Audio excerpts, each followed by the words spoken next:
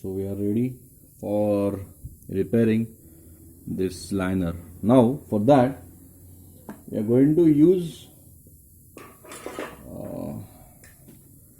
grinding wheel.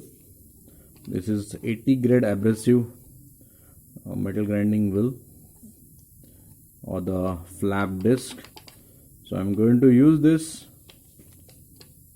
paper type grinding wheel basically to remove the extra material which is there on the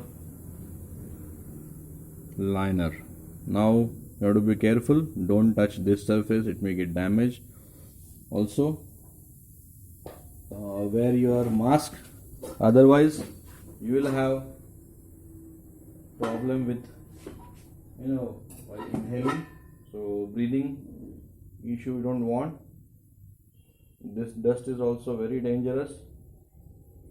Wear your safety glasses